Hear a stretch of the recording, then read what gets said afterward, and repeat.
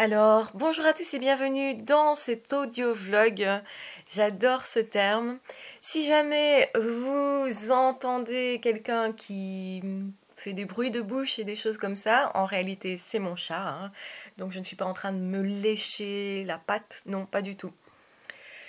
Donc, nous avons Petit Zoro qui est tout près de nous et aujourd'hui je voulais vous parler un petit peu spontanément, sans vraiment monter ce que je dis, sans vraiment, voilà, que ça soit construit tant que ça. Je voulais vous parler du fait de comment je vis moi, le fait d'être surdouée, est-ce que j'en parle ou pas? Comment je vis le fait d'être multipotentiel?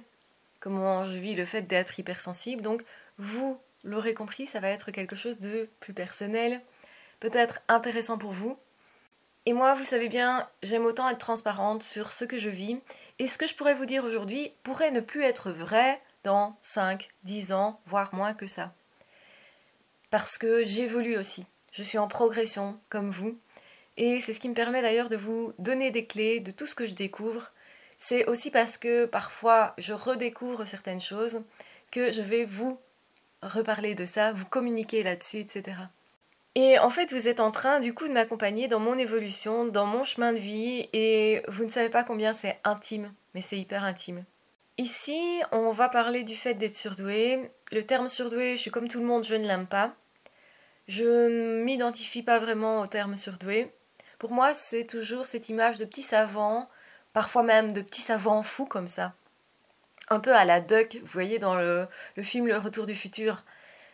Vous avez vraiment ce côté un peu fou, mais hyper intelligent, qui invente des choses que personne ne comprend vraiment.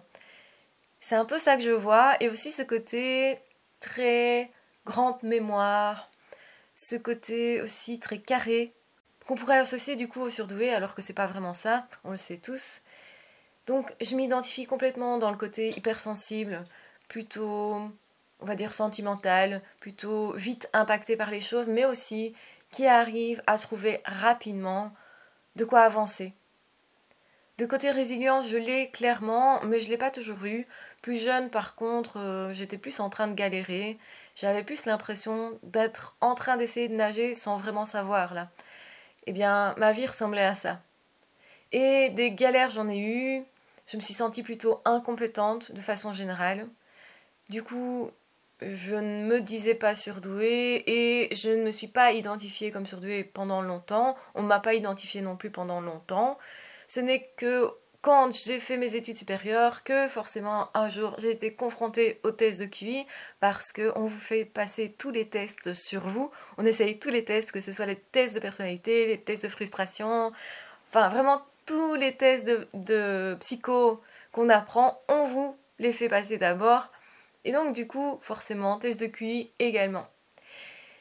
Et le truc, c'est que j'ai remarqué forcément que c'était assez haut au niveau des résultats. Et je me suis dit, c'est pas possible, j'ai mal calculé, je dois m'être trompée quelque part. Et le pire, c'est que quand j'ai demandé à la prof, mais enfin madame, quand ça dépasse les 130, qu'est-ce que c'est? Quel type de profil est-ce? Et elle m'a répondu, mais ça, c'est la douance. Et je ne comprenais pas ce terme de douance. Donc du coup, je lui ai dit, mais ça veut dire quoi? Et elle m'a répondu, ce sont les surdoués. Et là, je me suis dit, ça c'est sûr, je ne le suis pas. Pourquoi ça? Parce qu'en fait, dans la famille, il y a un cousin éloigné qui a été diagnostiqué, lui, très très jeune. Et qui a un côté plutôt très intellectuel. Il s'intéressait vraiment aux dinosaures, à la science. Il passait beaucoup de temps dans les bouquins de sciences, notamment. Et surtout, il passait beaucoup de temps à redonner ce qu'il avait lu. Donc à en parler, à dire ah j'ai lu ça dans les livres et à donner des infos très précises. Et moi je me reconnaissais pas du tout là-dedans parce que pour moi j'avais une mauvaise mémoire, parce que pour moi j'étais pas très concentrée à l'école. J'ai jamais vraiment accroché, petite en tout cas, à l'école. Il faut dire aussi que l'école était plutôt très poussée, on nous demandait de faire énormément de devoirs et ce qui se passait c'est que je voyais les autres du quartier qui jouaient dans les jardins autour, etc. Donc je les entendais crier de joie, de plaisir, d'amusement. Et moi, j'étais là en train de faire mes devoirs et de recommencer X fois un exercice parce qu'on me demandait de faire comme ça. Donc une école hyper exigeante. Et je me rendais absolument pas compte qu'on me demandait des choses assez poussées et que c'est peut-être pour ça que j'aimais pas. Mais c'était pour ça, clairement, et pas que. Mais il y avait une telle pression sur le fait d'apprendre que moi, ça ne me convenait pas. Et donc, je n'avais pas plaisir à apprendre, et donc pour moi, je pouvais pas être surdouée, d'autant plus que je me sentais nulle, je ne me sentais pas compétente. En fait, à côté de moi, sur le banc, à l'école, il y avait un surdoué. Et lui, en question, il était hyper doué en mathématiques, il calculait hyper vite ce que je ne savais pas faire. Donc pour moi, il était clair que notre profil était différent. On s'entendait vraiment comme chien et chat, on était souvent collés ensemble, et en fait, le fait qu'on était moins à un moment donné collés ensemble, c'était juste parce que les filles et les garçons de la classe disaient « Mais vous êtes toujours ensemble, comme un couple, vous êtes amoureux ». Et ça me dérangeait qu'on me dise amoureuse alors que pour moi, c'était pas ça. Et même, c'était presque honteux d'être amoureux. Donc, j'étais gênée de ça. Du coup, on s'est un peu plus mis à distance, mais il se trouve qu'au cours, il me faisait des blagues, ça me faisait rire, on parlait beaucoup, on était comme chien et chat, donc on s'entendait hyper bien. Et il est évident qu'on avait plus ou moins le même profil, mais à ce moment-là, quand vous êtes enfant, vous ne pouvez pas vous rendre compte de ça. Ce que je me rendais compte, moi, surtout, c'est que je n'avais pas la même capacité que lui à calculer. En fait, je suis dyscalculique. Je l'ai appris bien plus tard, bien plus tard, bien après mes études supérieures également. Du coup, pour moi, je lui ressemblais pas, et c'est vrai qu'il était dans les premiers de classe, voire le premier de classe, et moi pas du tout. J'étais pas très concentrée à l'école, j'essayais de m'amuser, en fait j'essayais de passer du temps intéressant à l'école. Je pouvais exceller à certains moments, j'étais quand même bonne en mathématiques, mais surtout en logique, en compréhension. Donc je comprenais très vite certaines choses, mais je n'étais pas très concentrée parce que je prenais pas plaisir. Donc là, il y avait vraiment un gros problème chez moi. Puis il y avait du harcèlement scolaire et donc ça faisait en sorte que effectivement le plaisir n'y était pas non plus. Je préférais ne pas être à l'école en fait, d'être ailleurs tout simplement. Donc tout ça pour vous dire, pour moi, j'étais pas surdouée et en plus, j'avais dans la tête l'image du petit savant qui sait facilement les choses, mais plutôt au niveau qui retient précisément en détail des choses de façon très carrée. Ce que je ne suis pas. Je suis plutôt quelqu'un de créatif, d'inventif, d'artistique. Et ça, j'ai toujours été quelqu'un de passionné et quelqu'un d'attiré principalement par l'art. Moi, principalement, c'était l'art et la musique. À cela, rien d'étonnant, puisque j'avais un grand-père qui était musicien, qui jouait de l'orgue à l'église, qui m'a appris le piano, du coup, un peu sur le tas, comme ça, très spontanément, qui m'a expliqué le solfège, mais je ne savais pas que c'était du solfège. Et c'est après coup que j'ai compris ce qu'il m'avait expliqué. Il m'a fait dessiner beaucoup, beaucoup de créativité dans le sens, on a fait beaucoup d'activités manuelles. On m'a fait sculpter le bois très vite. On m'a fait faire tous des pots en terre cuite, Enfin voilà, j'ai travaillé la terre très vite. Donc maintenant, je suis consciente que tous les enfants n'ont pas cette chance d'être plongés dans un milieu artistique. Mon grand-père faisait aussi des sortes de sketchs qu'il nous montrait. On avait donc vraiment une ouverture vers un monde artistique et forcément, ça a résonné en moi. Je dis forcément parce que moi j'ai cette fibre artistique, cette fibre esthétique aussi, que j'ai forcément développée en même temps sans m'en rendre compte. Pour moi c'était de l'amusement, et qui dit amusement pour un surdoué, ça fonctionne plutôt bien. Et donc rien d'étonnant non plus finalement que quelques années plus tard, je me suis consacrée plutôt au fait de créer des bijoux. J'ai créé une activité complémentaire comme ça. J'ai été à plein d'expositions artisanales et je me suis retrouvée en plein milieu du milieu artistique. Vous l'aurez compris, dans un milieu que je connaissais finalement et qui m'apparaît être une grande famille. Quand je fais des expos, généralement, j'ai l'impression d'être comme en famille. Du coup, ça fait partie du fait d'être surdoué et tout ça. Mais est-ce que j'en ai conscience? Eh bien, pas vraiment. J'avoue que dire que je suis surdouée, c'est compliqué. Ça fait prétentieux, je trouve. Ça fait aussi que quelque part je dois expliquer ce qu'il y a derrière. Parce que comme je sais que l'image qui est généralement donnée n'est pas celle qui me correspond, je ne suis pas une sorte de savant fou, enfin quoique je suis un petit peu, j'ai quand même mon grain de folie, parce qu'au niveau humour, etc., je suis parfois assez décalée. J'aime bien quelque part d'aller titiller les gens, d'aller jouer avec. Ce que j'appelle jouer avec, c'est les faire rire, c'est les surprendre.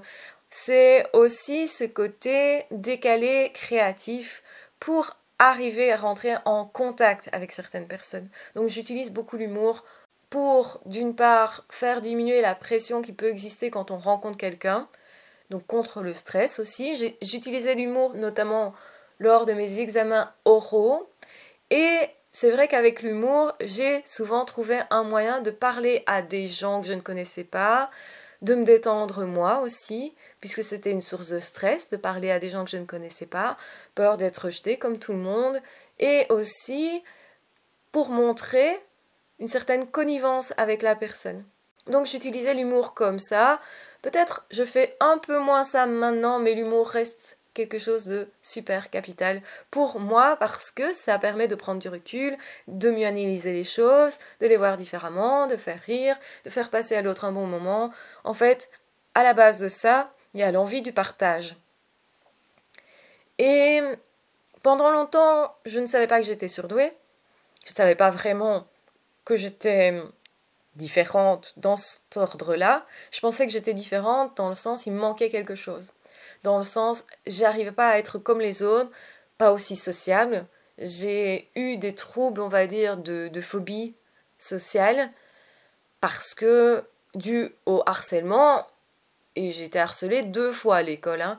Donc la deuxième fois, je me suis quand même dit, il y a un problème, c'est quand même moi qui ai un problème, j'arrive pas à m'insérer, j'étais plutôt timide, réservée, renfermée, ce qui faisait dire aux autres, ben, tu es bizarre, j'arrive pas à détecter, en fait, à savoir qui tu es. Et effectivement, je me cachais. J'avais toujours cette crainte d'être attaquée dans qui j'étais profondément, et aussi cette peur de me montrer telle que j'étais. Donc j'essayais surtout, et j'ai fait ça au début de mes relations amoureuses, d'être aimée, mais pas vraiment pour qui j'étais. Et je me rendais pas compte qu'en fait, ça pouvait pas fonctionner, en fait, hein. Faire ça, c'est un petit peu comme essayer d'être quelqu'un d'autre et de demander à l'autre d'aimer un personnage plutôt que d'aimer vraiment qui nous sommes. Donc l'autre sentait d'une certaine façon que je ne montrais pas qui j'étais et pouvait interpréter ça comme étant elle ne veut pas rentrer en relation. Et c'est vrai que j'avais une forme de méfiance, donc quelque part ça c'était pas faux. J'ai souffert de cette particularité, du fait d'être comme ça faisait parfois souffrir aussi, de ne pas arriver à rentrer en relation avec moi. Et c'est vrai qu'à l'adolescence, on souffre très vite de ce type de choses, du relationnel, etc. Donc ça explique aussi que je me suis rendu compte assez vite qu'il fallait changer ça. Qu'au final, je ne savais pas qui j'étais et qu'il fallait que je le découvre. Et c'est à ce moment-là que je me suis intéressée beaucoup à la spiritualité et aussi à la psycho conjointement. Ce sont mes 2 amours de base, 2 passions en tout cas qui m'ont animée beaucoup, qui continuent de m'animer. Et effectivement, j'ai commencé à me dire, il faut que je sache qui je suis.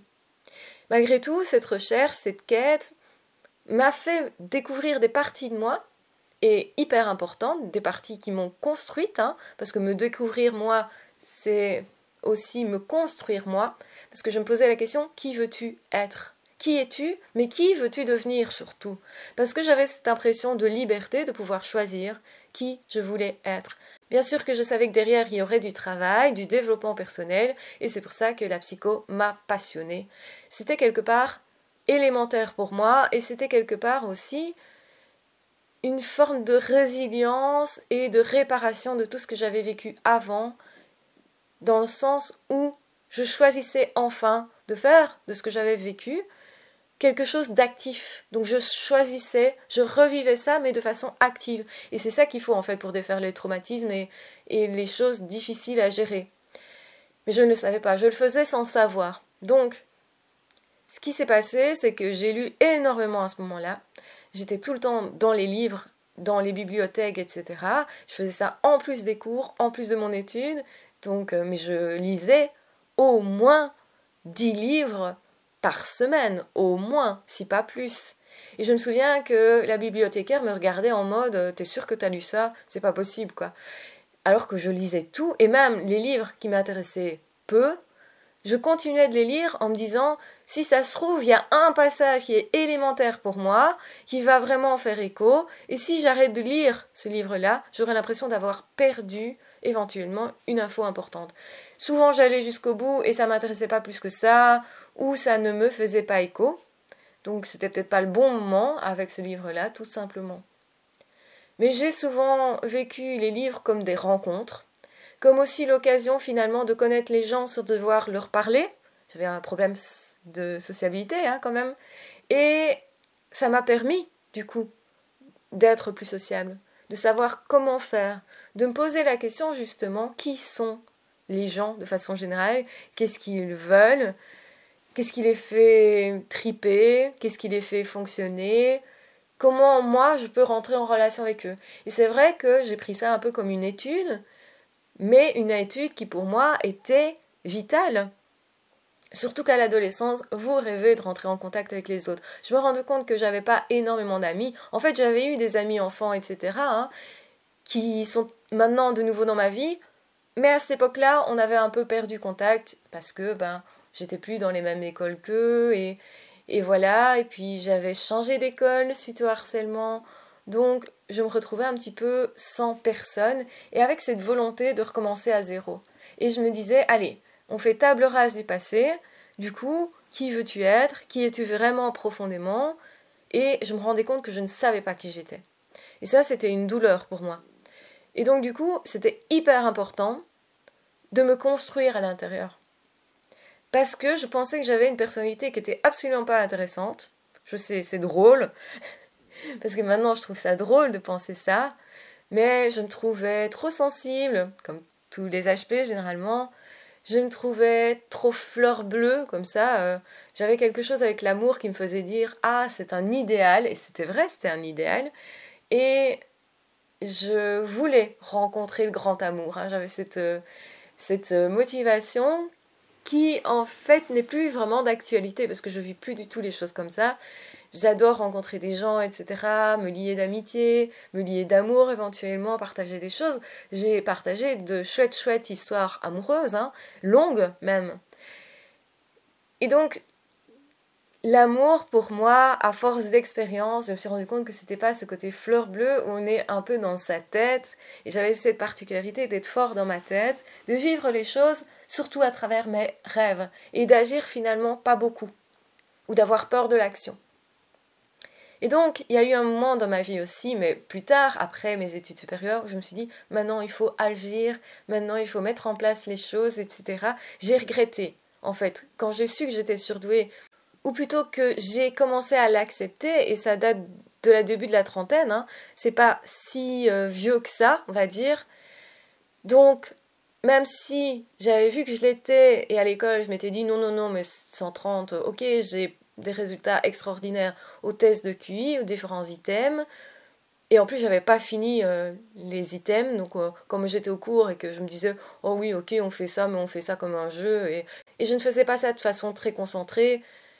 Et en fait, à un moment donné, j'en ai eu marre, j'ai arrêté de continuer le test de QI sur certains items. Donc j'aurais pu avoir plus, mais je me suis dit, mais non, surdoué, c'est pas moi. C'est impossible que ça soit moi. Et on avait dans la famille justement un cousin éloigné qui ne correspondait pas du tout à ce que j'étais moi et qui avait été diagnostiqué surdoué. Donc pour moi, le surdoué, c'était ça. C'était lui, quoi, en gros. C'était la personne tout le temps dans ses bouquins, qui ne jouait presque pas, en fait, qui n'était pas dans le jeu avec les autres. Or, moi, si, j'étais beaucoup dans la créativité, à inventer des trucs, à construire des trucs. Donc, je construisais des petites maisons pour... enfin, même des petits personnages, et puis je jouais avec pendant des heures. Il me suffisait d'avoir 2-3 feuilles, des bics et quelques crayons de couleur, des ciseaux, et avec ça, j'étais partie. Je me construisais une forme de château fort, comme ça, avec les feuilles en papier. J'inventais des endroits où il y avait des passages secrets. Enfin, c'était tout un truc. Je dessinais les murs, Vraiment, c'était hyper construit. Je dessinais les différentes pièces, par où il fallait passer, etc. pour arriver d'une pièce à l'autre. Il y avait des pièces secrètes, il y avait des escaliers, il y avait des petits meubles. Enfin bref, je passais mon temps à créer tout ça. Je sais pas si vous imaginez le truc que c'était. Donc c'était énorme. Et puis après, je jouais, je faisais une histoire, je me créais des personnages. Il y avait des belles princesses toujours, hein, parce que, bon voilà, j'étais quand même une petite fille, donc voilà, il y avait ce côté-là. Il y avait le côté très aventurier, parce que moi, c'était pas une princesse qui ne bouge pas, quoi, qui reste dans son château. C'était une princesse aventurière, qui partait au combat, enfin voilà, j'ai un côté, on va dire, un peu garçon manqué dans mes jeux. Je mélangeais comme ça des personnages, on va dire, donc j'étais pas du tout dans quelque chose déjà de conventionnel au niveau des personnages et tout ça, parce que la belle princesse, elle avait une super belle robe de princesse, hein, généralement avec des paillettes et des tulles, enfin, vous voyez. Mais cette robe se transformait presque en costume de super-héros ou en costume de chevalier. Donc, ça avait cette particularité assez, voilà, typique, on va dire, du côté, je suis pas que une fille, quoi. Et je suis pas que quelqu'un qui attend, je suis quelqu'un qui agit, je suis quelqu'un qui part à l'aventure, qui a besoin de vibrer. Et ça ressortait plutôt pas mal dans mes jeux. Il y avait aussi dans mes jeux, ce qui ressortait, c'est le côté, je remimais ce que j'avais vécu. Par exemple, on était parti à un camp de vacances avec l'école, un camp de sport, et j'ai du coup passé mon temps pendant tout un temps à jouer avec des poneys, c'était des petits poneys à l'époque, hein, je jouais avec ça, donc j'étais petite encore. Eh bien, je rejouais certaines scènes qui s'étaient passées avec certaines personnes pour mieux comprendre en fait ce qui s'était passé. Je recréais les chambres séparées. Ah, celle-là, elle était avec un tel dans la chambre, donc voilà, ça c'est la chambre d'un tel. Il y avait des lits superposés, donc je fabriquais des petits lits superposés avec des coussins. Enfin bref, c'était hyper créatif. Et en fait, je rejouais certaines scènes, non pas pour jouer ou pour créer, mais pour comprendre ce qui s'était passé, pour comprendre dans quelle dynamique et comment la personne devait se sentir. Donc il y avait un côté très empathique à ça, dont je me rendais absolument pas compte, et aussi un côté finalement très analytique. Et c'est marrant parce que quand on sait que j'ai fait la psycho après, bien finalement je faisais déjà ce que je fais aujourd'hui. Et donc, est-ce que c'est typiquement un comportement de surdoué? C'est hyper créatif, c'est hyper analytique, c'est plutôt un jeu qui est très relationnel, donc je pense que j'ai développé une forme d'intelligence sociale comme ça. Et ça me permettait d'avoir une forme de maîtrise sur les événements, donc je pense que ça gérait des angoisses éventuelles. Et donc oui, mes jeux n'étaient pas anodins du tout. Mais j'étais loin de la personne qui passe son temps dans les livres. Même si je vous avoue que j'étais beaucoup dans mon dictionnaire, j'étudiais le dictionnaire, et ça c'est un peu particulier aussi. C'est vrai que j'adorais les atlas, ça me fascinait parce que c'était hyper coloré, parce que justement j'adorais faire des exposés en classe, expliquer des choses aux autres, déjà à ce moment-là, même si j'étais tétanisée, hein, parce que j'avais peur qu'on se moque de moi. Au tout début, j'étais hyper stressée, puis une fois que j'étais face à la classe, c'était terminé. J'avais plus de stress, j'étais dans mon élément, et généralement, je faisais de bons exposés, souvent un peu trop originaux, parce que, voilà, parfois, je blagouillais, etc., et ça surprenait. Je sais que je surprenais souvent enfant. Et j'utilisais un humour un peu ironique, comme ça, un peu noir, ce qui pour un enfant est particulier. Donc je comprenais facilement les gens qui disaient, qui taquinaient en disant oh, et si tu m'ennuies, je t'attache là et comme ça, j'aurai plus de problème. Si un prof me disait ça, parce qu'il taquinait, je comprenais directement que c'était de l'humour et moi ça me faisait rire. Et mon père avait ce type d'humour aussi, donc du coup, c'était pour moi quelque chose de gai et c'était un jeu. Mais pour les autres enfants, ils avaient peur de ça parce qu'ils prenaient la personne plus au sérieux, quoi. Et donc, oui, c'était particulier, j'avais un comportement particulier, je m'intéressais beaucoup aux sciences, aux plantes particulièrement, on avait fait pousser des haricots à l'école et ça m'avait fasciné, c'était quelque chose. On avait aussi ramené des têtards et on avait étudié l'évolution de la grenouille, donc les stades en fait, les différents stades, et ça m'avait fascinée, j'adorais ça. J'adorais les animaux, j'adorais regarder, observer beaucoup. J'étais beaucoup dans le jardin en train d'observer ce qui se passait entre deux brins d'herbe. Hein. Donc il y avait un côté en fait hyper analytique, hyper je veux découvrir, je veux observer. En fait, découverte de la nature, du monde des animaux et une certaine sensibilité liée aux animaux justement avec lesquels justement je partageais cette sensibilité. On pense plus quand on pense à l'hypersensibilité, au côté fleur bleue, etc. Mais en fait, il y a beaucoup de personnes qui savent se dire hypersensibles. Et moi, ça me dérange de me dire hypersensible aussi. Généralement, je ne dis rien. Je me dis je suis comme je suis et voilà. Et je rajouterais comme slogan je suis comme je suis, fais-en ce que tu veux. Parce que j'ai un peu, maintenant surtout, hein, cette liberté dans ma tête de me dire je suis comme je suis. Et ça plaît ou ça ne plaît pas. Mais pour moi, ça m'est égal en fait, quelque part. Parce que je suis alignée avec qui je suis. Et ça me suffit. Mais ça n'a pas toujours été comme ça. Adolescente, bien sûr que je voulais plaire. Bien sûr que je me posais la question, mais comment l'autre me voit et que ça me tracassait. Mais je dirais, c'est typique de l'adolescence. Et c'est typique aussi du fonctionnement que j'avais à ce moment-là. Même si ça me tracassait encore aux études supérieures. Début des études supérieures, j'étais encore fort dans les apparences. Mais parce que je testais aussi le fait d'être séduisante ou pas, je savais pas si je plaisais, si physiquement j'étais jolie ou pas, j'en savais rien en fait. Et donc, du coup, je me posais cette question. Et j'avais du mal à m'aimer, à m'accepter au niveau corporel. J'avais du mal avec mon corps parce que j'étais très mince, donc j'avais pas beaucoup de forme, donc pour moi j'étais pas féminine. Alors qu'en fait, j'attirais les garçons, c'était pas un problème, mais pour moi, dans ma tête, j'étais pas féminine. J'étais pas non plus comme les autres filles, j'étais pas j'étais pas hyper féminine tout en l'étant quand même très fort. Donc j'adorais déjà me maquiller un petit peu, etc. Et être vraiment très féminine, mais je pouvais switcher entre ça et ne plus l'être du tout.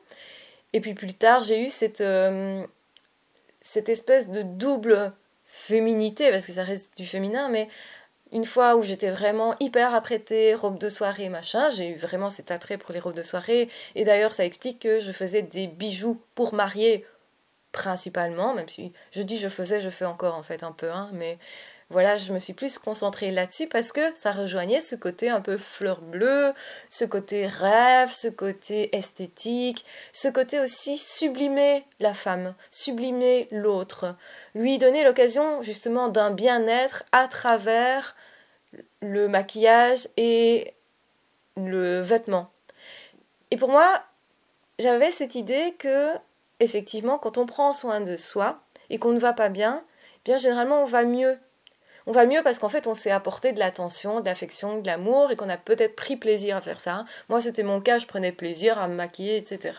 Et donc j'avais associé le fait de rendre les gens beaux par un bijou au fait de les rendre plus heureux. Et c'est pour ça que j'ai créé des bijoux et que ça m'intéressait énormément. Il y a le côté créatif, il y a le côté me calmer, ça me calme énormément parce que je suis obligée d'être calme pour créer quelque chose, pour avoir une finesse de mouvement, une finesse dans mes gestes. Et j'ai eu aussi un moment ce côté, j'explique aux autres comment faire pour qu'ils arrivent à en créer. Je me suis rendu compte en fait que les autres, eh bien, ils voulaient arriver à quelque chose, etc.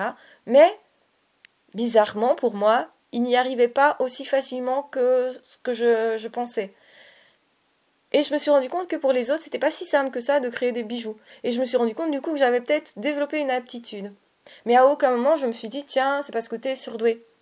Ou c'est parce que aussi t'as pratiqué beaucoup, parce qu'il faut pratiquer beaucoup pour être excellent quelque part. Et donc, je peux dire que je m'identifie pas trop encore à ce terme de surdoué. Au potentiel non plus, parce que pour moi il y a le côté haut, il y a le côté forcément excellé, et pendant longtemps je ne me suis pas du tout sentie excellée, je me suis sentie intelligente quand j'ai eu fini mes études, et pas vraiment avant, pas au courant du processus, donc c'est finalement assez tard, parce qu'une fois que j'ai eu le diplôme, je me suis dit, ok, plus personne ne pourra me dire que je suis bête. En fait, c'est une des choses qu'on me disait quand j'étais harcelée la deuxième fois à l'école. On me reprochait de ne pas comprendre assez vite certaines choses, d'être un peu naïve. Et j'ai gardé ce côté enfantin, ce côté naïf, ce côté bisounours. Effectivement, j'ai un côté comme ça. Mais je pense que ce côté-là peut faire penser que du coup je ne suis pas peut-être professionnelle ou que je ne suis pas vigilante sur plein de choses. Je suis indépendante et effectivement, je le dis clairement, ce que j'ai créé sur YouTube, mon activité, mon évolution, parce que ça fait partie du chemin. Hein. Ce qui est intéressant, c'est l'évolution, le chemin, le développement, tout ce que j'ai appris durant ce chemin-là, avec vous d'ailleurs. Et c'est pour ça que je vous remercie d'être là. Vous ne savez pas l'importance que vous avez pour moi. C'est extraordinaire. Et donc là, on va essayer que l'émotivité ne prenne pas trop le dessus. Hein. Oui, quand on est hyper émotif, on a aussi des petites stratégies pour éviter de verser des petites larmettes et tout ça. Donc, ce qui se passe, c'est qu'effectivement, je ne m'identifie peut-être pas encore maintenant au terme de surdoué. Je sais que j'ai un fonctionnement particulier. Je m'identifie facilement au terme d'atypique. C'est pour ça que j'ai utilisé le terme les atypiques avec Z pour refaire un jeu de mots. Et le fait de piquer sur les petits produits que j'ai proposés, les petits t-shirts, etc. Parce que moi, c'est parlant pour moi. Parce que pour moi, c'est effectivement une identité, et je peux pas nier que j'ai une identité à ce niveau-là, même si pendant longtemps, je me suis dit, mais non, hein, je suis comme tout le monde, moi. J'avais cette envie. Hein. Je voulais vraiment m'insérer, au point que j'ai essayé vraiment de faire comme tout le monde, d'être comme tout le monde, de fonctionner comme tout le monde, et à chaque fois, j'étais malheureuse. À chaque fois, j'étais pas bien. Je dirais même qu'à certains moments, j'ai franchement été proche de la dépression ou à certains moments proche du burn-out, quand c'était lié au boulot par exemple, hein, faire comme tout le monde, essayer d'être hyper productif, ne pas parler avec les autres pour justement être plus productif, montrer que j'étais volontaire au chef, etc.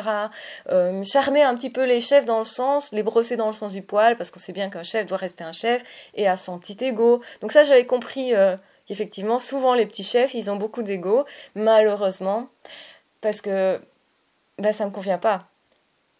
À un moment donné, j'ai même voulu, moi, être chef dans certaines firmes, mais chef, ça voulait dire, principalement dans certains magasins, par exemple, être gérante ou sous-gérante, pour faire en sorte que les gens se sentent mieux. Mais quand je faisais ça, s'il y avait un gérant en dessous de moi, généralement, ça fonctionnait pas parce qu'il ne comprenait pas ma démarche.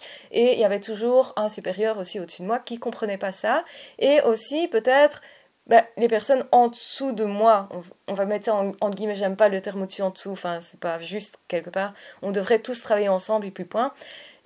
Et en fait moi je voulais mettre en place un service de complicité, où il n'y a pas justement ce rapport d'autorité, où la personne qui est au-dessus aide les autres. Et là, en fait, pour servir de référence, pour apporter ses connaissances, pour aiguiller les nouvelles personnes qui commencent et qui ne savent pas, parce que quand on commence quelque part dans une société, moi, j'ai toujours trouvé ça compliqué de commencer, de connaître les règles, etc. Et en fait, moi, ce que je voulais, c'est donner des repères à ces personnes-là. Mais c'était pas forcément interprété comme ça. On me disait, ah mais non, toi, pourquoi tu serais chef et pas moi, en fait. Et j'ai trouvé des rivalités auxquelles je ne m'attendais pas dans certains milieux. Et aussi des rivalités par rapport à mon intelligence, justement. On me disait, mais pourquoi toi, tu serais chef, pas moi, alors que manuellement, je suis peut-être plus dans le manuel.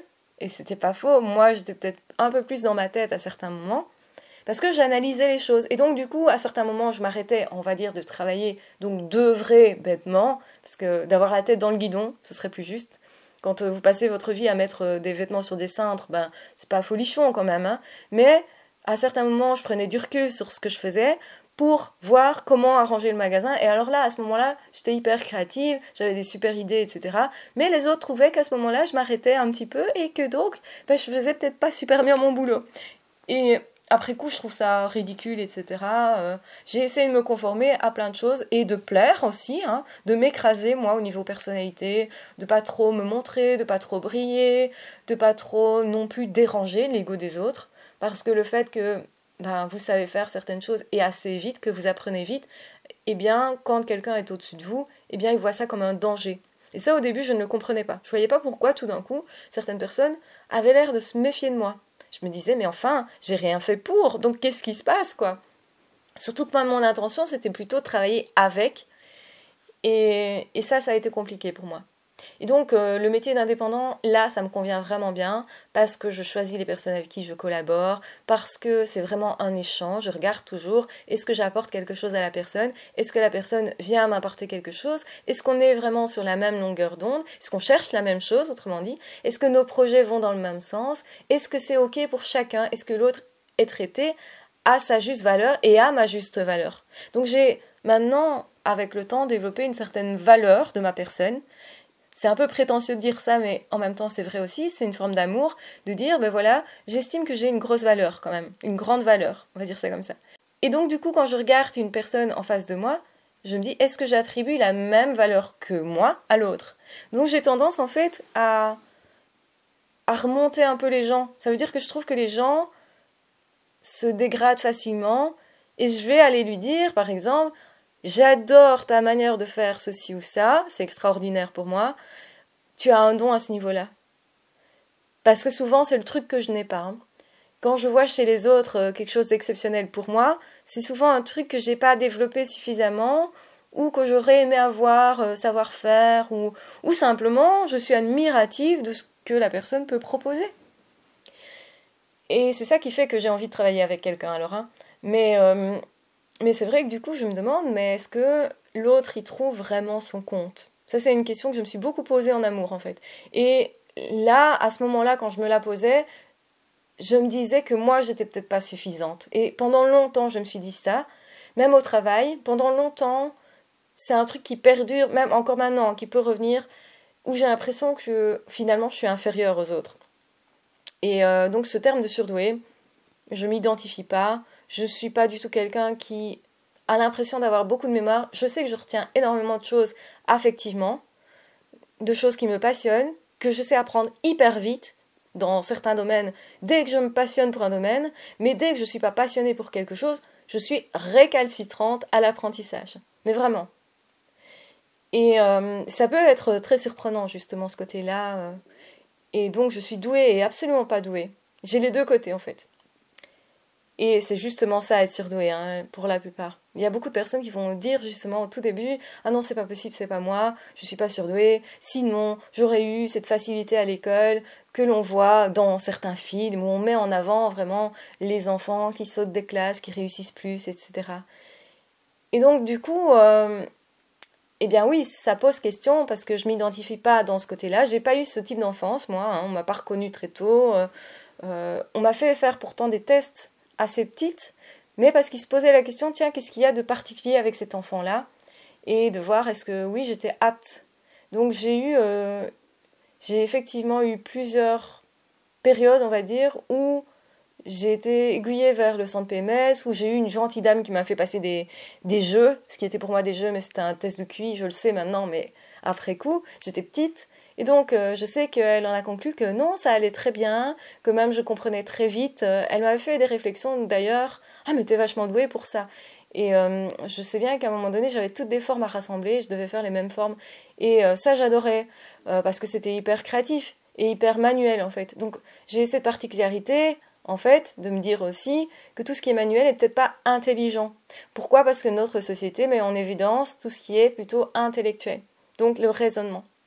Et en plus, comme j'étais quelqu'un qui parlait très peu, petite, on pouvait se poser la question, mais est-ce que ça va? Est-ce que tout va bien? Est-ce que c'est quelqu'un qui, au final, ne percute peut-être pas quand on lui explique des trucs? Parce que comme j'avais du mal, j'avais une inhibition, si vous voulez, à donner des réponses, à me mettre en avant, parce que j'avais peur du harcèlement, et j'avais peur des autres, en fait. Hein. Donc ça, c'est une peur qui est un petit peu restée, et ce n'est que plus tard que j'ai su un peu plus prendre ma place, mais finalement, c'est assez tard. Et ce bien-être que j'ai actuellement, c'est arrivé plutôt tard dans ma vie, parce que pendant longtemps, j'ai essayé d'être quelqu'un d'autre, et beaucoup de personnes vont se reconnaître là-dedans, parce que le surdoué passe forcément par ces phases où il essaye d'être comme tout le monde. Et, euh, et oui, c'est vrai que quand j'expliquais quelque chose avec passion, on me disait toujours « tu vas trop vite ». Et certaines expositions que j'ai faites, je me souviens notamment en études supérieures, quand je parlais de psycho, j'étais passionnée, donc on devait exposer tel ou tel sujet, on nous aiguillait évidemment, on nous donnait des références, on nous disait ben voilà, parle de telle expérience, tel truc, et voilà. Et moi j'avais cette tendance justement à savoir expliquer avec des mots assez simples finalement, en vulgarisant facilement, et en faisant en sorte que ça soit accessible pour tout le monde. Et donc, généralement, les profs trouvaient ça génial. Moi, je comprenais pas pourquoi on trouvait ça génial, hein. Pour moi, j'avais juste fait le job et avec une facilité déconcertante. Et vous avez une facilité déconcertante à faire certaines choses. Quand vous avez ça, eh bien, vous n'êtes pas conscient qu'il y a une aptitude réelle derrière, que vous avez développée, hein. C'est de l'entraînement, hein. Je me suis entraînée, etc. Et effectivement que j'ai eu des aptitudes pour résumer les choses, pour décortiquer, analyser. Donc en psycho, ça a été à mon avantage. Et le côté hypersensible a été aussi à mon avantage parce que justement, tout ce qui m'émeut, me touche affectivement, je retiens beaucoup plus. Et c'est ça aussi que j'ai réussi mes études supérieures. Mais est-ce que j'aurais pu réussir dans un autre domaine que la psycho, un domaine fort carré? Je suis pas sûre. Parce que j'étais aussi passionnée par le droit, par l'informatique, par en réalité la physique à un moment donné, même les mathématiques. J'ai vraiment eu des périodes de passion qui se mélangeaient un petit peu, hein, parfois ça cohabitait un petit peu, les sciences beaucoup, les oiseaux à un moment donné, hyper fort. Donc j'avais ce côté très scientifique, très observatrice, très analytique, mais j'ai dû apprendre à mettre en mots les choses parce que je ne savais pas parler et j'ai appris ça en fait après mon harcèlement scolaire, après avoir perdu ma meilleure amie, où là j'avais ce besoin de mettre en mots ce que j'avais vécu. Besoin de prendre de la distance par rapport aux douleurs intenses que ressent un hypersensible quand il est en deuil. Quand il est en deuil aussi au niveau de l'amour, quand il est en deuil au niveau le fait d'avoir perdu ma meilleure amie, enfin voilà, il y avait des douleurs. Et je pense que c'est le moment où j'ai souffert le plus. Et souvent, quand je souffre de quelque chose, je me dis « Ah mais ça va ».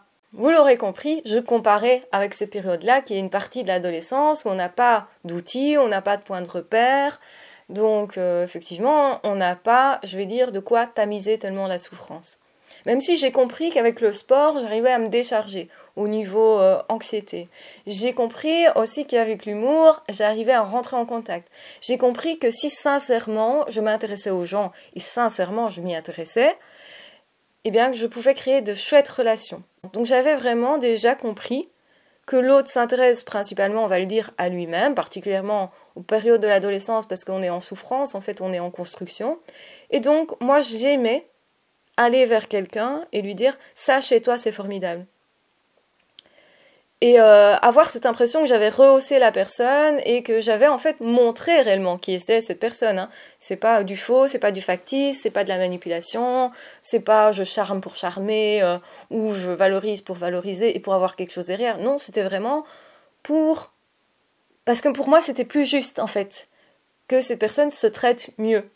Et je me rendais pas compte à ce moment-là que moi aussi j'avais en fait cette attitude très dure avec moi-même. Pendant longtemps, je me suis critiquée à l'intérieur. Pendant longtemps, j'ai eu à l'intérieur de moi une petite voix qui me disait « Ah, t'es pas assez, t'as vu, t'y arrives pas, non mais t'es trop minable, les autres filles sont mieux que toi. » Donc en fait, en amour par exemple, quand je m'intéressais à un garçon et qu'il y avait une autre fille qui clairement montrait son intérêt, parce que moi je montrais pas clairement en fait, je cachais beaucoup, donc souvent le gars en question il savait même pas que j'étais intéressée vraiment, parce que j'étais timide, parce que j'avais peur qu'on me fasse mal, parce que le harcèlement scolaire, la deuxième fois, est parti du fait que j'étais amoureuse de quelqu'un et que cette personne-là a retourné les autres contre moi.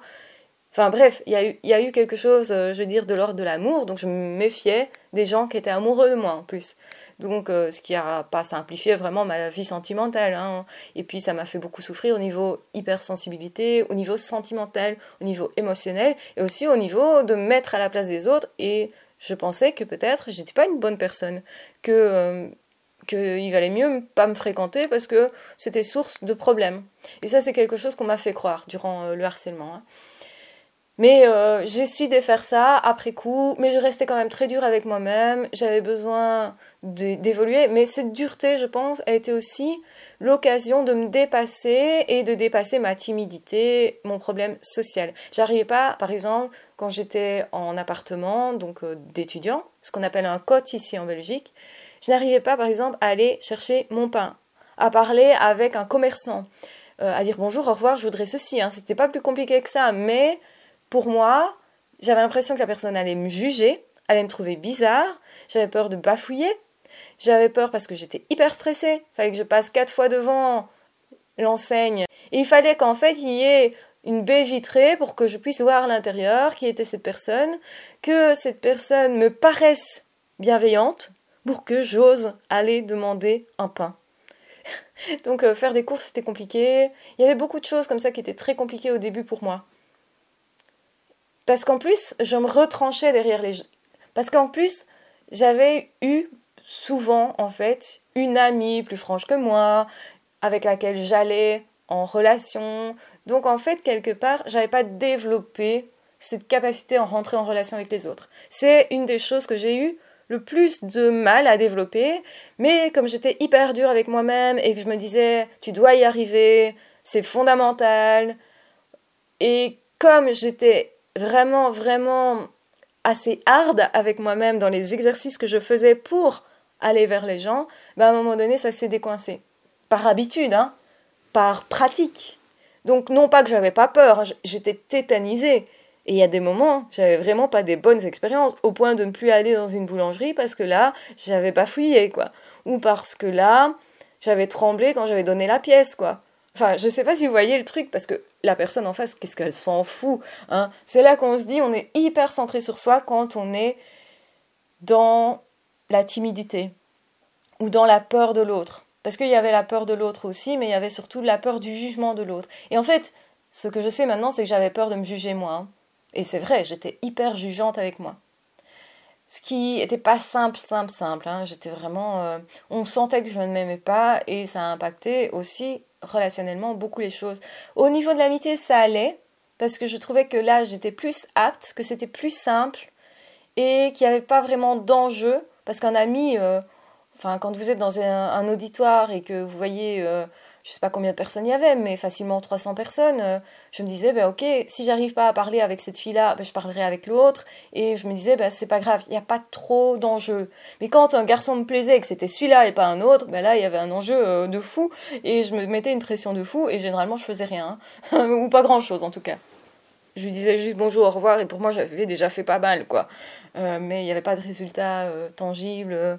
Pendant longtemps, en tout cas, c'était la personne qui venait vers moi et qui me demandait pour que ça aille plus loin, quoi. Et alors, à ce moment-là, j'étais contente et tout, mais souvent, je me montrais pas assez, en fait, hein. Donc, la personne se demandait, mais au fond, qui est-ce que tu es? Et j'ai eu des personnes qui m'ont dit, ok, tu es jolie, tu es sympa, mais je sais pas qui tu es. Et donc, j'accroche pas, quoi. Et donc, il me disait clairement, je suis pas amoureux. Et je me disais, ah merde, je suis pas à la hauteur, donc je dois me cacher plus. Enfin, donc je faisais cet effort à l'inverse de ce que je devais faire, en fait. Donc j'ai galéré, hein. J'ai bien galéré. Au niveau de l'amitié, j'ai galéré, en amour, j'ai galéré, enfin vraiment galéré un peu partout. J'étais coincée là-dedans, donc je comprends les personnes qui me disent, je suis timide, j'y arrive pas, je me parle mal, etc. Et c'est pour ça que c'est hyper important pour moi, et tellement, de vous dire, aimez-vous. J'ai tellement perdu de temps à pas m'aimer, à travailler contre moi et tout. Et je comprenais pas ce qui me manquait. Je comprenais pas, je cherchais, mais je cherchais dans la pathologie aussi, je cherchais quel est le problème chez moi. Cette fameuse question, je pense qu'il n'y a pas un seul sur deux qui ne se l'est pas posée, parce qu'on sent un décalage, parce qu'on voit qu'on ne s'intéresse pas aux mêmes choses, parce que dans la cour de récré, par exemple, moi j'étais pas en train de me rouler dans la terre, etc. Ah non, moi je faisais attention à mes vêtements. Je faisais un peu la pétasse déjà, vous voyez. Et j'ai un côté pétasse, hein. Je le dis clairement, je l'assume clairement, j'ai ce côté-là, j'aime bien prendre soin de moi. Quand j'ai mes ongles qui sont bien faits, je me dis ah trop génial, mais je prends plaisir à aller les voir quoi pendant X temps. Et oui, j'ai un côté comme ça où finalement on peut dire mais c'est de l'apparence, c'est pas grave. Et c'est vrai, c'est pas grave. Mais pour moi, je kiffe parce que j'ai ce côté esthétique et que finalement je goûte ça, hein. C'est vraiment comme goûter un paysage qui est magnifique. Moi, c'est magnifique, hein. Que quand il y a eu les inondations et tout ça, que tout était gris, terne, eh bien, je souffrais du fait que c'était inesthétique. Alors, on peut me dire, t'es un peu taré quand même, les gens perdent leurs biens, souffrent de plein d'autres choses, et toi, tu souffres parce que c'est pas esthétique. Je souffre quand il fait pas beau, que ça soit pas pour moi esthétique.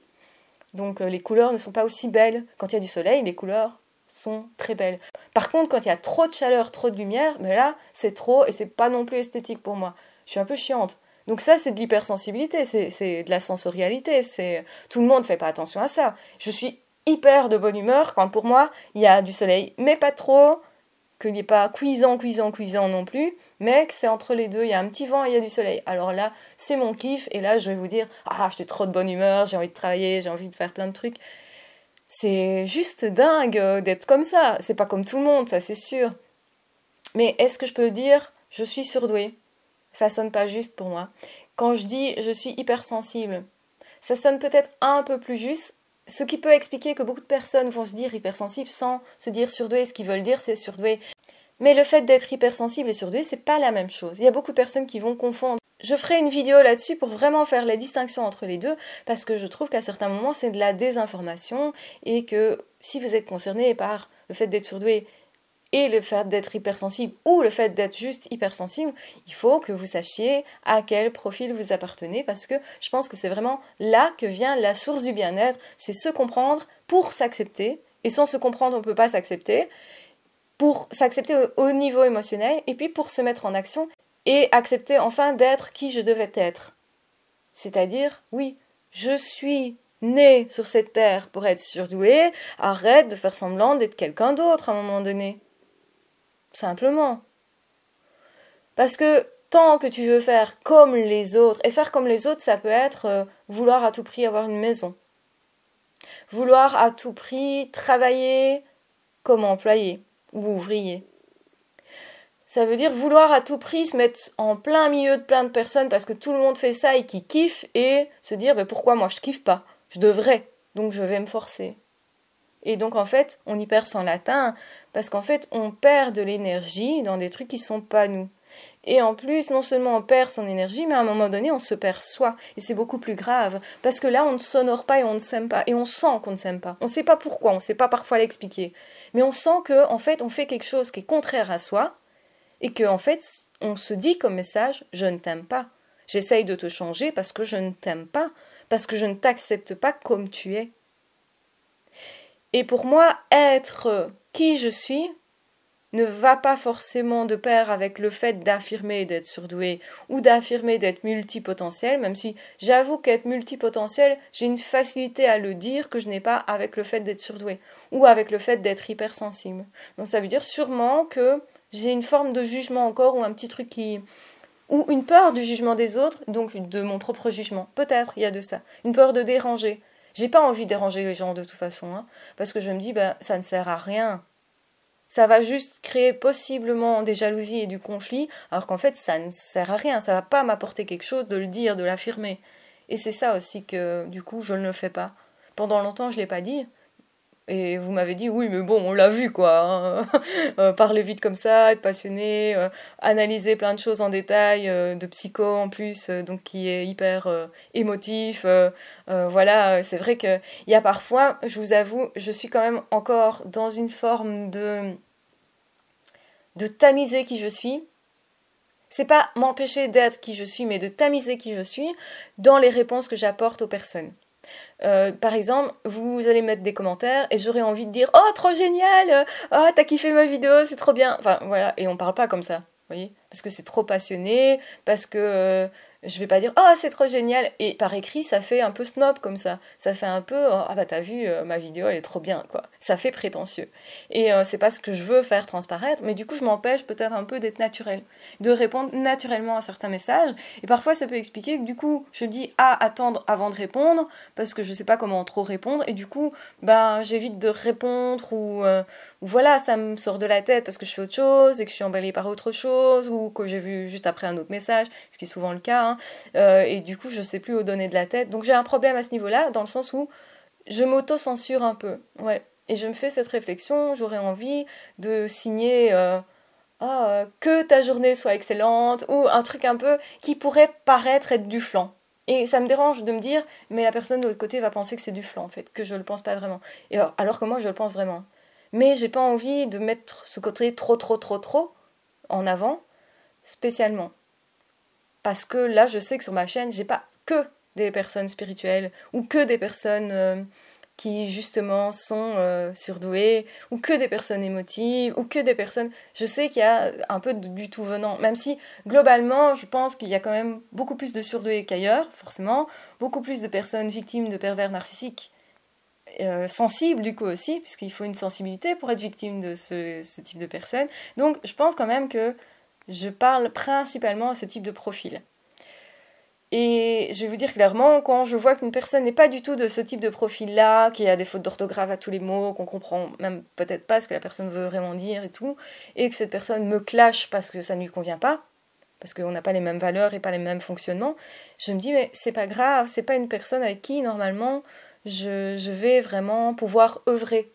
Donc je dis rien de ce que cette personne est ou n'est pas, hein. C'est pas vraiment un jugement, c'est juste que je me dis je ne suis pas la bonne personne pour cette personne-là. Il vaut peut-être mieux qu'elle aille ailleurs finalement. Et que cette personne ne soit pas contente de mon travail et de moi. Vous voyez? Donc finalement, je me dis, bah oui, je cours pas derrière les chiffres et tout ça comme le font certains.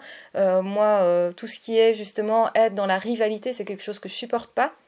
Et quand justement je voyais qu'une autre fille était intéressée par le même gars que moi, eh bien je m'évinçais. Parce que pour moi déjà j'étais moins que cette personne-là, ou en tout cas je voulais pas rentrer en rivalité. Et ça existe aussi, je vis aussi ça sur internet, actuellement, hein, je vous parle. Donc je vous avais prévenu, ce vlog est vraiment, cet audio vlog est vraiment du spontané. D'ailleurs il est hyper long. Je suis désolée, vous allez peut-être avoir envie de couper ici et de reprendre plus tard. C'est ok, hein, si vous laissez tomber à un moment donné, je comprends, mais peut-être que ça vous accompagne et peut-être que finalement cette conversation-là, c'est un peu comme si nous étions en train de boire un verre quelque part et qu'on parlait ensemble. Peut-être que vous êtes tout seul chez vous et que ça vous fait du bien de vous sentir accompagné. Donc je me confie et je suppose que ça fait écho en vous et que vous-même, vous vivez ça comme ça. Donc est-ce que je suis à l'aise avec le fait d'être surdouée? Profondément, sentimentalement, oui. Je m'accepte profondément. Est-ce que je suis à l'aise avec le fait de l'exposer et de le dire aux autres? Pas forcément. Je suis pas sûre que ça soit en plus utile que je le dise. Je pense que dans plein de cas, ça pourrait justement être contre-productif au niveau relationnel. Donc que ça pourrait empêcher des relations. Et ça m'ennuie. Mais en même temps, bah c'est ce que je suis. Donc bah voilà, le terme ne me plaît pas. Je peux plutôt dire je suis atypique. Ou atypique. Je pique, oui. Je suis différente, oui. Je suis décalée, oui. J'ai ma personnalité et elle est quand même bien tranchée, ma personnalité, même si je suis quelqu'un de douce, je pense, et avec un certain tact dans plein de situations. Je peux aussi ne pas avoir de tact et arriver avec mes gros sabots. Euh, j'ai quand même une personnalité très tranchée, je sais ce que je veux. Ça, c'est quelque chose qu'on m'a toujours dit, même toute petite, hein. Je savais ce que je voulais, hein. Quand j'allais chez une marchande de chaussures, par exemple, c'était ces chaussures-là, et toutes petites, hein, et pas les autres. Et ça, mes parents m'ont dit, mais c'était impressionnant, ça. Tu savais ce que tu voulais. Fallait pas qu'on te donne autre chose à certains moments. Donc je dois être un peu une connasse quand même, je me dis. Je pense, hein, je suis une connasse en fait, dans le sens où j'ai mes idées, j'ai mes valeurs, elles sont très fortes, et du coup je peux facilement être un peu énervée si on vient casser mes valeurs, quoi. Ça peut m'énerver. Je pense. Donc est-ce que je suis super tolérante? Non. Je pense que je suis une personne un peu dure quand même. Même avec les autres, hein. Même si je vois très vite les points forts des autres, et que j'aime justement encore maintenant, hein, me dire ah cette personne est magnifique, parce que honnêtement quand je vois des points forts chez quelqu'un, je suis en admiration. J'ai un côté comme ça, ce côté bisounours, ah je ouais j'ai ce côté vraiment de d'être impressionné peut-être facilement. Ça fait aussi partie de l'hypersensibilité. Et en plus, quand quelqu'un est surdoué, mais que je me sens connectée et que cette personne me parle de plein de passions différentes en même temps, de ses passions, là, je vais être sous le charme, généralement. En amitié, en amour, peu importe. Là, que ce soit en amitié ou en amour, ça compte même plus. Donc, parfois, je ne sais pas distinguer si c'est de l'amour ou de l'amitié. Avec certains garçons, par exemple, ça peut arriver, enfin, certains hommes, de me dire, mais est-ce que je suis amoureuse ou est-ce que je suis passionnée? Ou est-ce que cette personne fait écho tellement en moi qu'en fait, ça me fait vibrer. Et je sens cette vibration, mais je ne sais pas dire c'est quoi comme nature de vibration. Parfois, je sais le dire parce qu'il y a un attrait physique. Alors là, c'est plus évident. Mais l'attrait physique peut partir aussi parce que s'il y a que l'attrait physique, ça tient pas longtemps. C'est dommage, hein. Et chaque fois, c'est un regret. Je me dis, ah, c'est dommage, j'avais ça. Et en plus, s'il avait eu cette particularité d'être passionné, d'être passionnant, du coup, alors là, j'aurais vraiment kiffé. Mais voilà, ça arrive aussi, des déceptions comme ça. Je pense que ça arrive beaucoup plus aux surdoués, ce type de profil, de situation. Je suis désolée, je parle beaucoup, mais j'espère que ça vous aide. Et moi, je pense que j'ai envie de parler. On est la nuit, j'ai oublié de vous dire. Je ne suis pas insomniaque, mais je suis motivée la nuit aussi. C'est plus ça. Parce que j'associe insomniaque plus avec le fait d'être en train de se dire ah c'est dommage je suis pas en train de dormir c'est grave quoi. Ben non, moi j'ai réussi à me dire ben, si je dors pas, c'est que c'est pas le bon moment, c'est que biologiquement j'ai une horloge intérieure à ce niveau-là pour dormir et qu'elle est pas prête à ce moment-là et donc du coup ben oui on n'est pas sur le contrôle. J'essaye de lâcher le contrôle. Je suis quand même beaucoup dans le contrôle. Hein. Sur mon activité professionnelle, ce que j'ai créé moi, je veux assurer une vie longue à ce que j'ai créé et je veux qu'on respecte ma création. Donc oui, j'ai une forme de contrôle là-dessus. Et c'est normal, je dirais, parce que ça me tient énormément à cœur. Ce sont mes tripes. Hein. J'ai vraiment mis mes tripes sur la table, donc il ne faut pas qu'on me les prenne quelque part aussi. Il y a ce côté où je veux partager vraiment ce que j'ai créé, mais je veux aussi qu'on respecte ça, parce que c'est ma vie, c'est ma personnalité, c'est des trucs que j'ai vécu, c'est tout un chemin intérieur, donc c'est vraiment hyper, hyper profond, en fait. Et quand quelqu'un me dit «Ah, cette vidéo, elle est trop moche», j'aime pas. Je disais, hein, je suis un petit peu une connasse quand même, hein. Parce que bah, tout le monde a le droit de dire bah non, ça ne me convient pas. Et c'est plus ce que j'entends d'ailleurs. Je transforme ici ce que la personne dit en ça ne me convient pas. Je ne le prends pas tellement sur moi et alors là ça passe. Mais ça j'ai appris à faire aussi. Vive Internet pour ça. Et voilà. Mais je pense que je vais quand même arrêter les confidences ici parce que ça fait beaucoup, ça fait long. Je voulais juste vous dire si ça vous intéresse d'avoir ce genre d'audio-vlog, j'adore ce nom, audio-vlog, de confidence. Dites-moi aussi si ça fait écho pour vous, si c'est important d'avoir ce point de vue différent, que je vous parle de ça ou pas. Est-ce que pour vous, ça fait écho? Est-ce que pour vous, c'est utile? Est-ce que pour vous, ça vous amène quelque chose? Parce que c'est le but quand même. Hein. Moi, j'ai l'impression qu'on a passé un moment ensemble autour d'un verre. C'est vraiment sympa. J'ai vraiment ce côté, vous savez, quand vous voyez quelqu'un et que ça fait longtemps et que vous partagez un moment comme ça avec un ami, et vous pouvez vous confier, parler, ben j'ai cet apaisement qu'on ressent après. Et donc merci, merci, merci, merci. Donc dites-moi si ça vous plaît tout ça, si c'est utile, si ça fait écho, si vous en voulez plus, si vous en voulez moins. Peut-être qu'il y a des personnes, ça les insupporte, je sais pas. Dites-moi, est-ce que pour vous c'est intéressant ou pas? Je vous invite aussi à vous abonner à la chaîne pour ne pas manquer d'autres audio-vlogs, si ça vous intéresse. Ça me permettra de voir si c'est important que je fasse ce type de conversation. Et n'hésitez pas aussi à vous abonner à ma chaîne pour que d'autres personnes découvrent cette chaîne, pour que nous fassions grandir quelque chose ensemble, parce que c'est une aventure, c'est une big aventure même, énorme aventure, c'est ça que je veux dire, dans le sens où vous m'accompagnez, mais vachement, sur plein de domaines, là. Spiritualité, entrepreneuriat de l'HP, la surdouance, le côté pervers narcissique, et certainement encore d'autres sujets qui vont arriver sur la chaîne, parce que là, je suis en train, mais vraiment en train de réfléchir à plein de trucs. Et là, ça fait un mois et demi que je sens que il y a la soupe qui cuit. Vous savez ce que je veux dire quand je dis ça? C'est que je suis en train de préparer des idées et qu'à un moment donné, elles vont arriver là sur la scène. Et il va y avoir des nouveautés sur ma scène. Sur ma scène. Ah, c'est beau comme lapsus.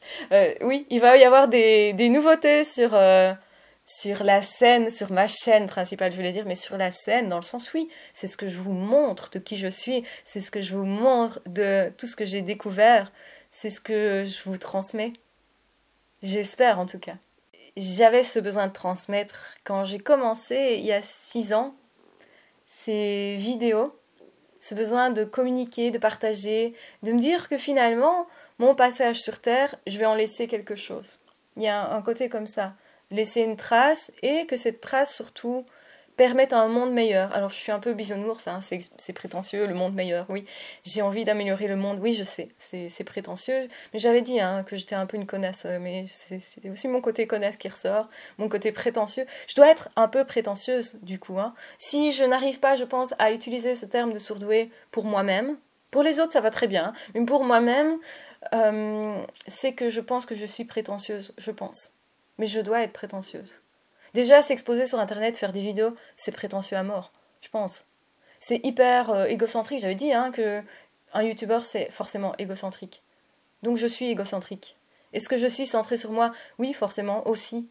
Parce que mon désir profond, c'était de transmettre. Et est-ce que je le fais pour vous ou pour moi? C'est un mélange des deux. Mais je dirais qu'à la base, le tout début, c'était quand même pour moi.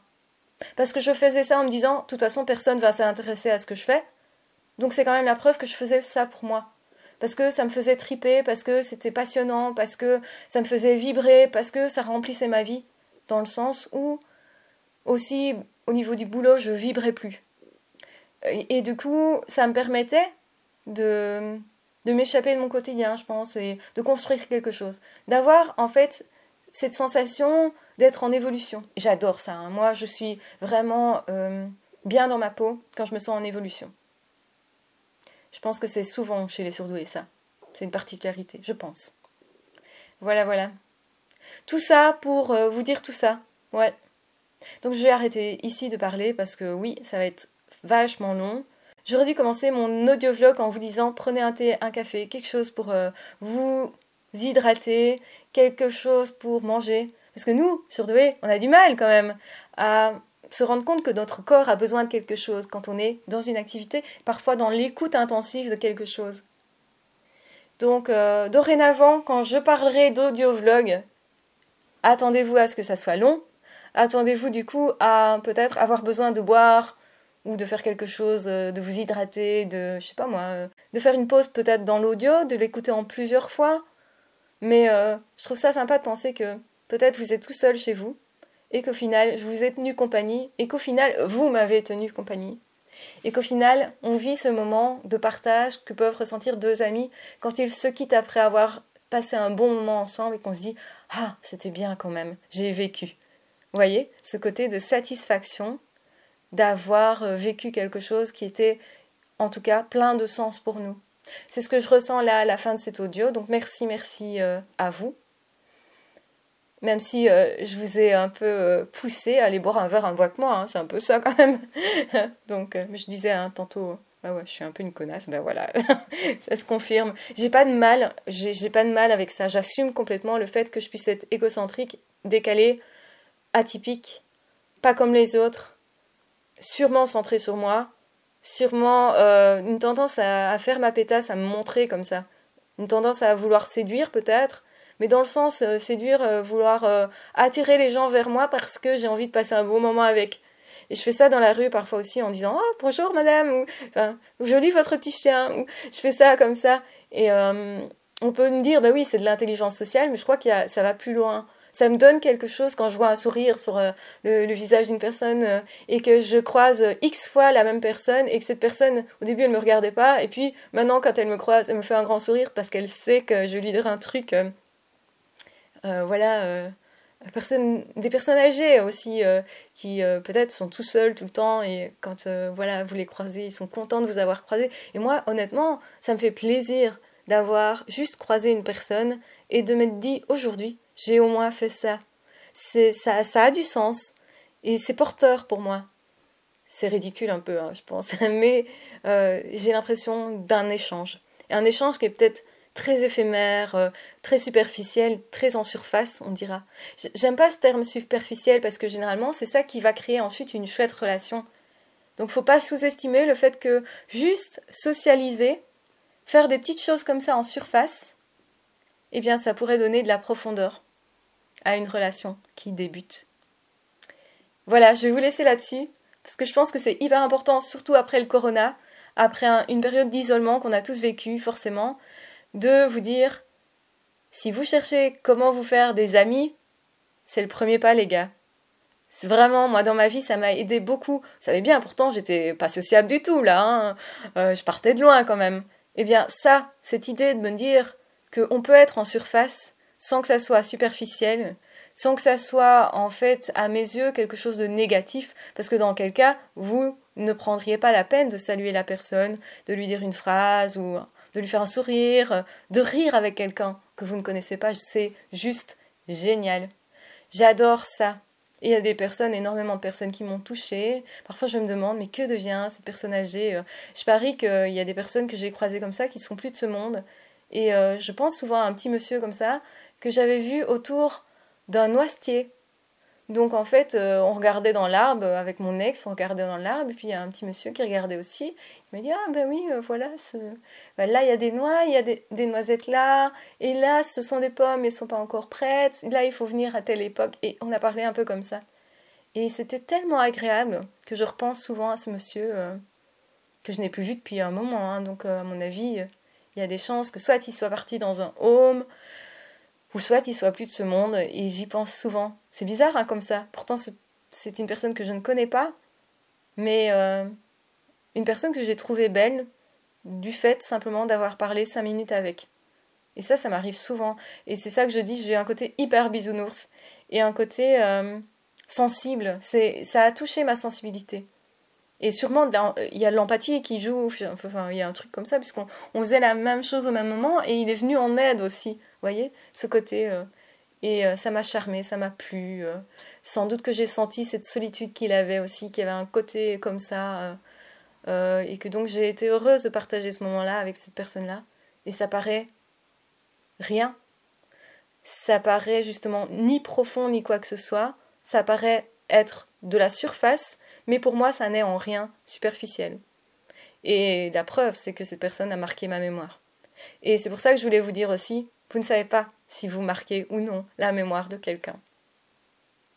Voilà. Et du coup, vous connaissez tout là, hein. C'est dérangeant un peu, ce côté merde alors. Je suis en train de vous dire des trucs qui sont hyper intimes. Et du coup, je suis un peu gênée. Et ça devrait pas exister ça. Mais voilà. C'est mon ancien fonctionnement qui revient un peu. Ce côté difficulté à partager, à se montrer tel qu'on est, j'ai ce côté-là.